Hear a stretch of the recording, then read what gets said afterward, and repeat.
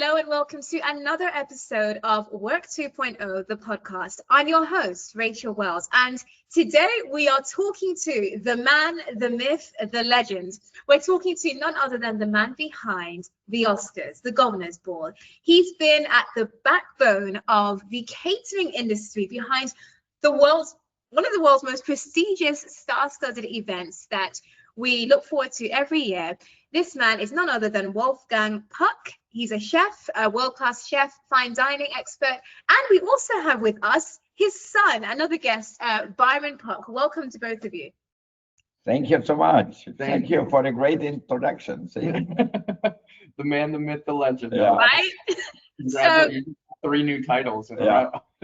Exactly, right? That's why he's the president of the company. I'm just the man and the myth. And a legend. Well, we could go with that too.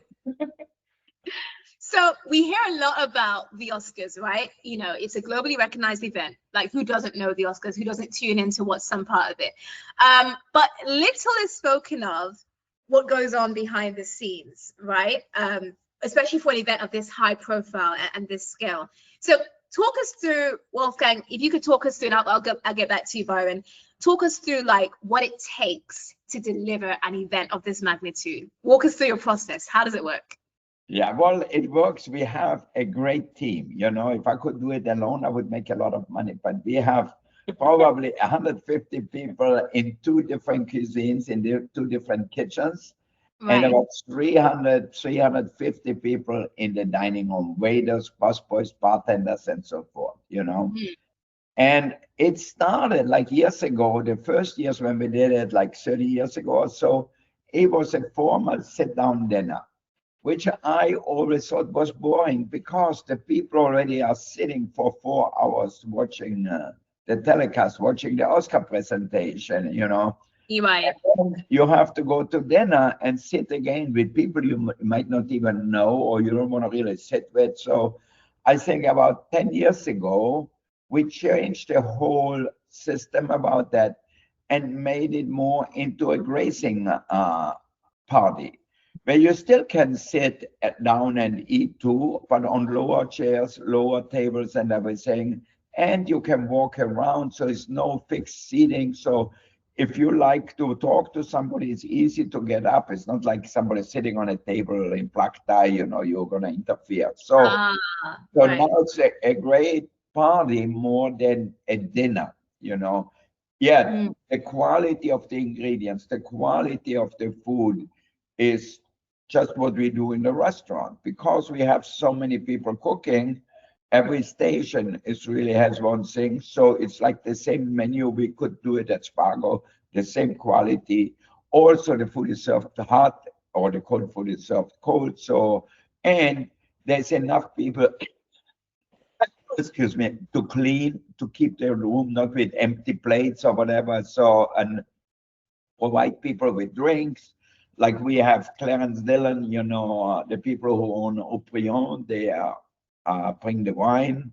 And we have Piper Heidsieck has their champagne, and then we have the Don Julio tequila and so forth. So we have all really upscale ingredients to drink and to eat. And people seem to enjoy it because if you want to have Wagyu beef, you know, we get this Miyazaki beef. If you really like it, you just tell the waiter, okay, give me 1 more plate, and a minute later, you're going to have another plate. Right. If you want to walk around, we have different stations in the dining room too. So like this year, we had 5 sushi chefs on the station who were making different nagiris, different tomakis, and so forth. So they were just there. And at the beginning, they made a few in advance, but all 5 of them basically made it just like in a good Japanese restaurant to order. We got half of a beautiful bluefin tuna from Spain, which looked perfect and tasted perfect. We got it in just for our event. Wow. The same thing, we have some wonderful striped bass from Virginia, like a 5-6 pounders.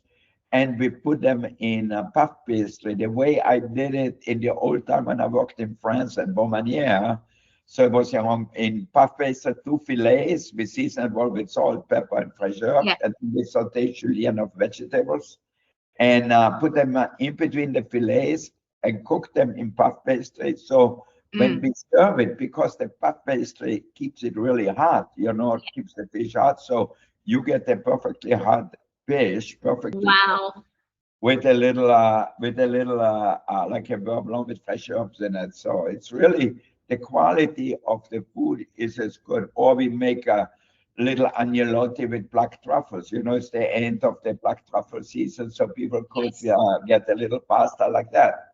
And we have 5 chefs who only do special orders. You know, if you say, oh, you're gluten-free, obviously we have gluten-free pasta. And we eat. Like, I'm vegan, so how would that work? Do you guys have plant-based chefs as well?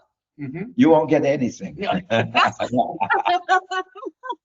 We give you some steaks from Snake River Farm. No, we have a whole section with vegan food, you know, from wild mushroom risotto, you know, where we have just a mushroom stock and make the risotto. And because you're so nice, we would shave you a little black truffles on top too.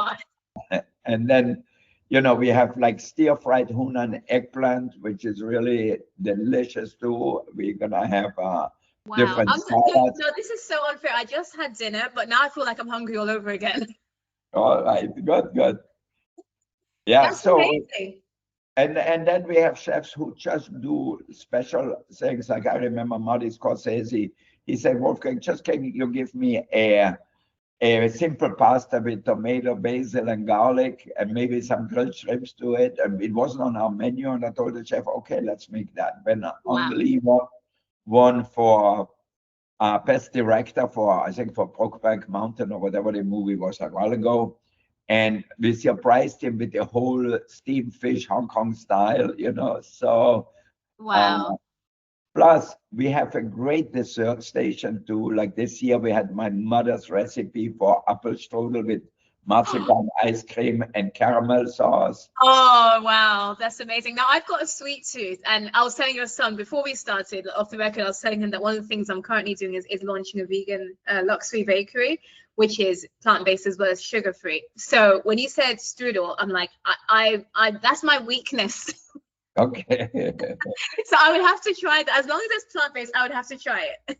It's our weakness too, so we align very heavily there. Yeah, I've got a sweet tooth, so yeah, for sure. So you've got, like, when you're planning this night, you're thinking of so much. You're thinking about having the 5 sushi chefs. You're thinking about having chefs on demand who are basically tailoring and adapting the menu in real time. That's like, I cannot imagine, you know, when we think about AI and business leadership, there's a lot of risk management and mitigation and planning involved and strategy. But you're doing this like on the ground in real time. I don't think people understand like how much brain energy goes into successfully executing a night like that. And then what goes like is mind baffling for me is how you have all the ingredients available to just adapt as needed. Like if someone comes in and says, and you just have the ingredients available, how do you plan for your work so that if someone asks, oh no, I want this recipe, I want this adapted, or, you know, I'm gluten-free and I'm vegan, you know, how do you adapt for those situations?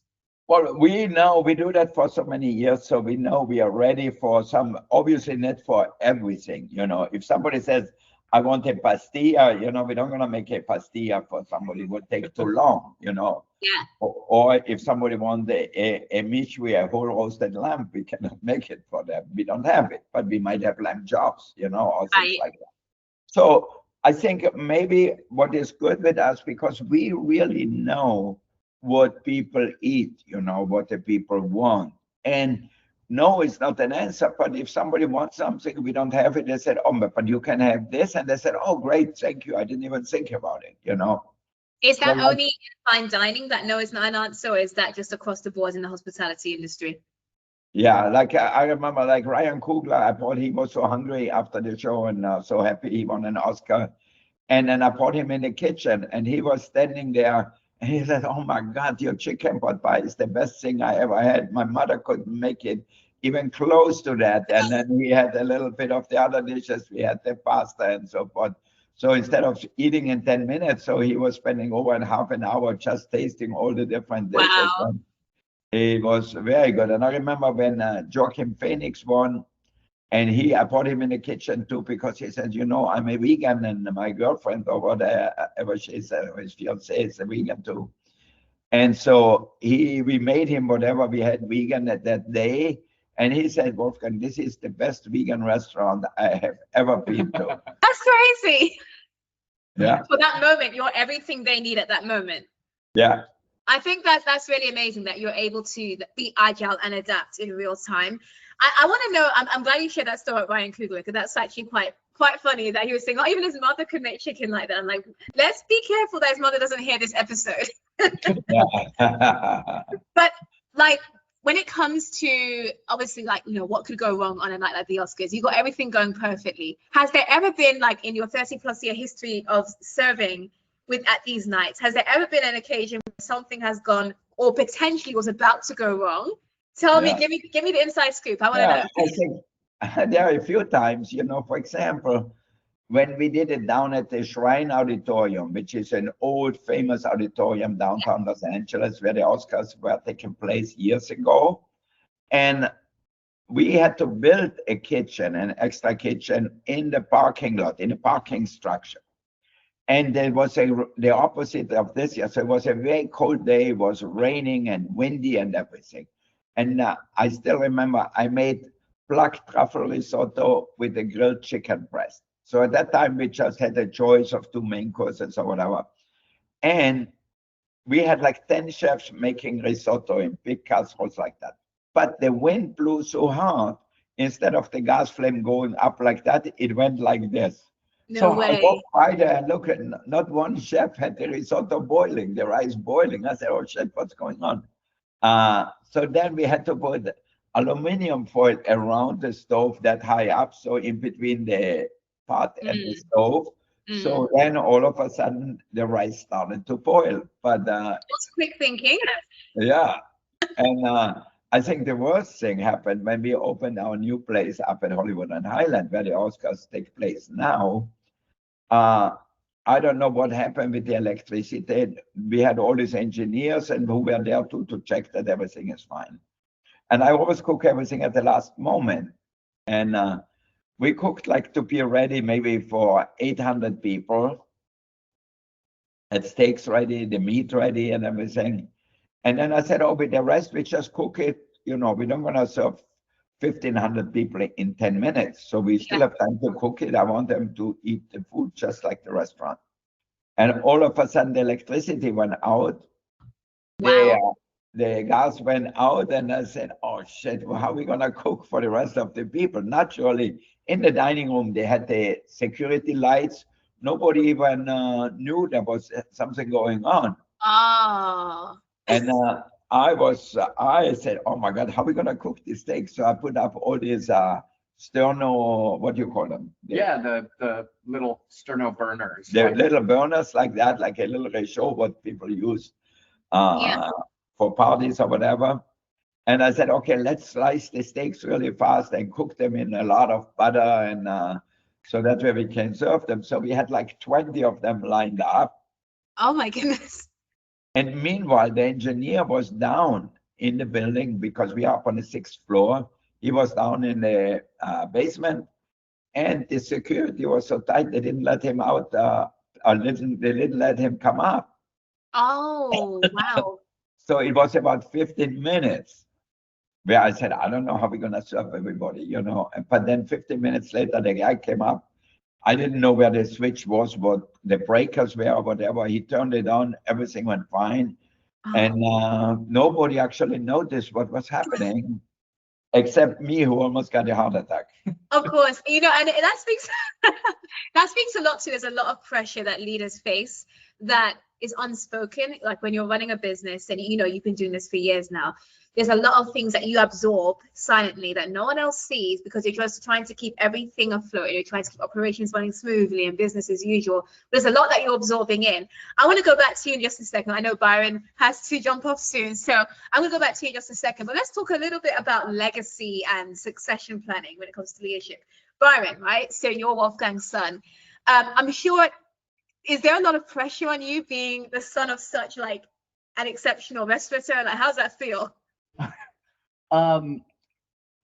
Often what I feel most is just gratitude. I try to in most respects, and that it's a very busy, fast-paced, but wonderful industry that both my father has been passionate about for over 60 years. And for myself personally, I'm just very lucky that I found that exact same level and love for this industry.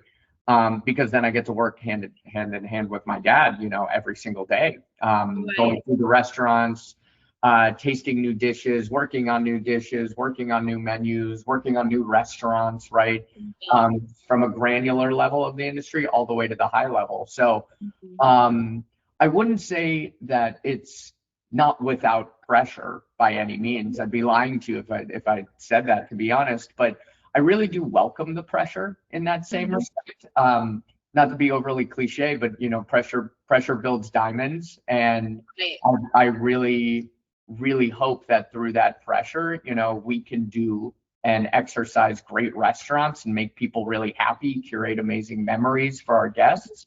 And ultimately, one of our biggest goals is create a lot more opportunity for people within this industry as well.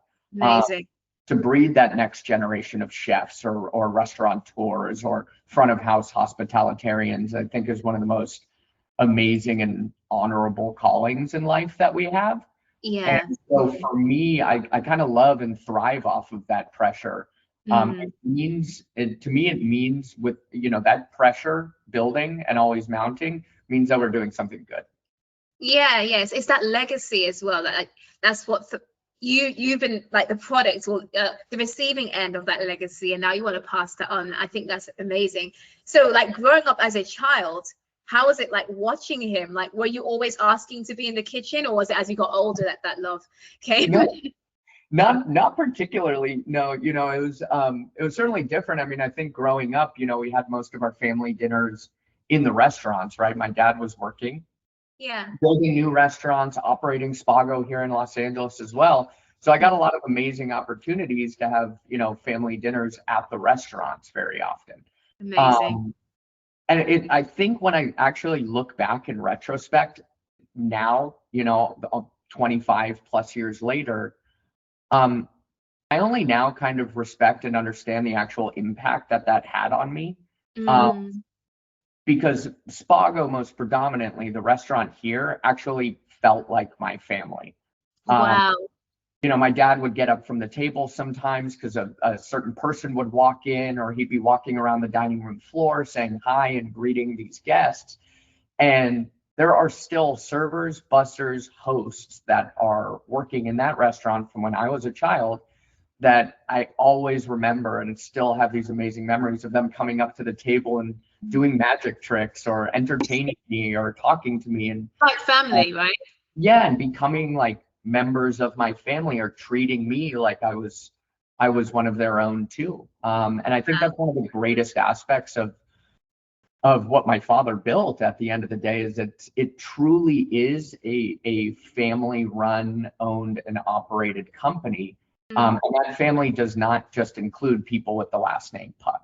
It includes everybody involved. And that's a really amazing thing. Those are some of my earliest memories in the restaurants, at least. But I didn't ask to work in the restaurant right away. I was always maybe a little bit unsure at a young age, because I would walk into the kitchen with my dad and you feel this really controlled, chaotic energy. Wow. Is what it felt like in a lot of respects. But my dad used to, I used to do work on the pizza line every once in a while with my dad. He'd make me like a Mickey Mouse pizza very often. And it was like one of my favorite things growing up. It always excited me. And so I had some really good, strong, positive memories in the kitchen at a young age. It wasn't until my bar mitzvah, in actuality, though, where I stood upon a stage in front of 500 people. Yeah. And me and my dad have a very similar sense of humor. So I turned around to my dad in the middle of the speech and I was like, I'm 13 at this time, mind you, right? So I turned around to my dad, I go, don't worry, in a few years you'll be sipping Mai Tais in Malibu, Ah, and I'll take over and you won't have to worry about a thing. and here you are now. And the very next day, my dad was like, if you really want to do this, you need to come and work in the restaurant and learn and understand it. Mm. So sure enough, school ended, and that summer he took me to the restaurant to Spago and showed me around the kitchen. The chef de cuisine showed me around the kitchen. And I was looking at every station, and high-minded 13-year-old Byron was like, I'm spinning pizzas first day, right? Like I'm all excited. And the chef de cuisine at the time showed me the dishwashing station at the end of the tour and was like, this is where you're going to work for the summer. And I was like, okay, understood. And so, I worked for the remainder of my time on the 3-compartment sink. And but then greatness always starts with like the things that are not so exciting. So hey, right? no, but it's the most important job at the same point in time. My dad has a statement. He always says, it truly is. It's the most important job. Everything really fluctuates around that position in the restaurant in certain respects. Wow. So it was really important. Now, at the same time, it kept me in the kitchen, and it allowed me the opportunity to watch the chef's work and the creations that were coming from their fingertips. And that's how I fell in love with food, was being able to see the behind the scenes and the artistry of it all.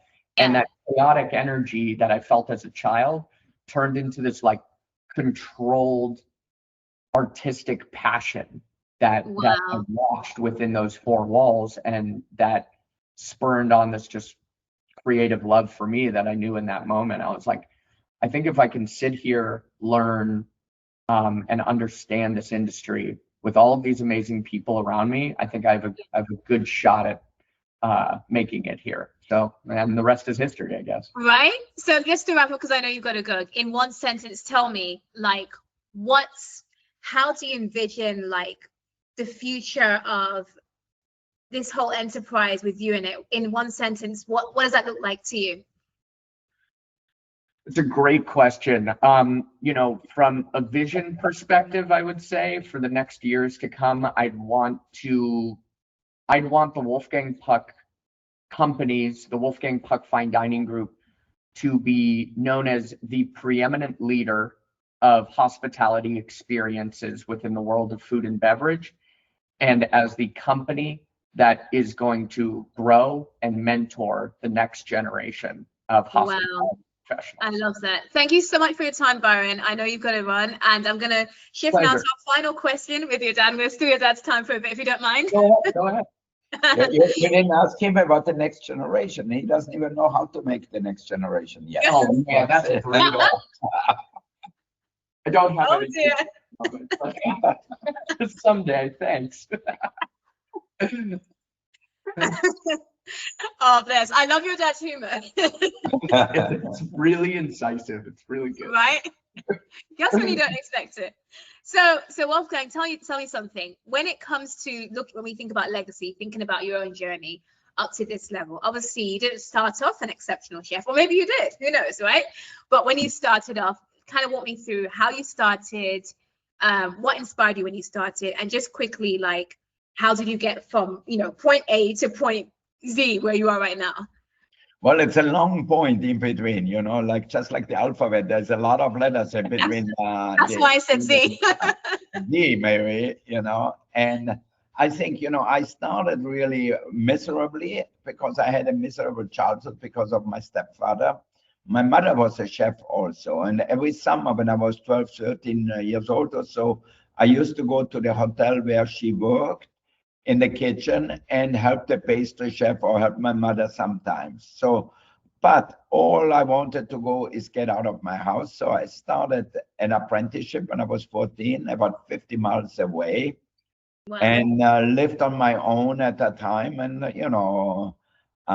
went to the lakes and swam in the summer on my day off, or went skiing once in a while if I had the money. And then I did that for 3 years. And during that time, I found out we had a French gastronomic week in our restaurant in the hotel in Villach. And I said, oh my God, they're making this interesting thing. They're cooking with wine. Our chef, he used to drink the wine in the kitchen, but never cooked with it. So And we made, coq au vin, bœuf bourguignon, and dishes like escargot and pâtés and things like that. I said, wow, this sounds really, and it tasted really so different. I said, I want to learn more. So I went to France, worked in Dijon in a restaurant called Truffle for about a year, and then the owner gave a party for the employees because we got 1 star in the Guide Michelin. But I always thought this was the best restaurant in France. So that's the way we were talking there. And then I looked through the guide and I found out there is a 1, 2, and 3-star restaurants, So then I said, I'm not going back to Austria. I want to work in one of these restaurants and see what's really going on. So the first restaurant who told me to okay was Raymond Juliet at Beaumanière in Provence. I wrote to Bocuse, Trois Gros, La Serre, Roger Verger, all these famous chefs of that time. And Raymond Juliet accepted me, started as a stash. I told him, you don't have to pay me if I'm not good enough. And sure enough, after 3 months, I told him, oh, Mr. Juliet, I'm going to have to leave. I really like it here, but I have to leave because I ran out of money. And he said, how you run out of money? I said, well, you didn't pay me. He said, what, we didn't pay you? And he took me to the office and actually gave me enough money. So I was really happy and I stayed Who wants to keep you? Yeah, I stayed there for 2.5 years. And he really changed my life. He became my mentor. Maybe without him, I would be a truck driver or doing something totally different. Yeah. So, and then I just continued in France and went to Monte Carlo, to Beaulieu, and then to Maxime's, and then came to America. And I'm always a big fan of auto racing in New York. Somebody offered me a job in Indianapolis, and I went to Indianapolis expecting like a little bit like Monaco, like actually a beautiful place. And so I arrived in Indianapolis. I said, oh my God, that's Indianapolis. And I started to work there. It was okay. And I cooked more steak well done in Indianapolis than the rest of my life, I think so. And I moved to LA. And then worked for a restaurant called La Maison for Patrick Terraille. His uncle owned La Tour d'Argent. And then in 1982, I opened Spago. And so you just ventured out on your own. You're like, I'm going to do this. Yeah. I want to be my own boss. I didn't want to ask somebody for a raise anymore. And they said, no, and we don't have the money. And yet Patrick was driving it himself. So I think that's one of the biggest takeaways for me, like from this interview. You both were so inspirational. I think the first thing I gathered from just talking to you guys is legacy is such a big deal. Like even you've seen that mentor that you had. You said if it wasn't for him, who knows where you would be today, right? Yeah. That legacy aspect is so important when it comes to leadership. I think a lot of times leaders, correct me if I'm wrong, maybe you've seen this as well, leaders are very much self-focused. Like, I want more money, more power. I want that, that corner office. I want all the, everything is about me. And they don't think about, or at least they don't show they're thinking about the next generation, mentoring, progression, not just succession planning from an HR point of view, but actually empowering people at all levels of the organization, all the way down to, the caretaker, the cleaner, whoever, even people who are not traditionally corporate, you know what I mean? And I think just seeing like the influence that's had on both of your lives from a father-son level, as well as you having that mentor in your life who took you on, paid you when you're about to leave, that's really, really important. And then also taking that bet on yourself, saying, I'm not getting paid enough. There's a lot of people that stay stuck in jobs and they know they're not getting paid what they're worth, but they'll stay stuck in it because they're scared to take that bet on themselves and say, I'm going to say yes to me. And I think, like, for me, I'm like, wow, because you took that bet on yourself, that's why you are where you are today. Otherwise, you would have probably been still working for different restaurants, which is not a bad thing, but you would have been stuck, you know what I mean? And wouldn't be the world-renowned name that you are today. So thank you so much, both of you, for coming on to this interview. Really appreciate it. I know you're both very busy people, so I'm going to let you go. But for those of you who, if you have any questions for Byron and Wolfgang, feel free to comment, and I'll be sure to pass them on. I hope you enjoyed this episode. Feel free to follow Work 2.0, the podcast, on Apple and Spotify. Definitely share this episode, share the podcast and rate it and comment. Share it with your co-workers, because it's a very inspiring story, but at the same time, it's so much that you can pull from it for your own personal life as you seek to progress your career. Thank you so much, guys. It's been great having you. And I'll see you next week on Work 2.0, the podcast.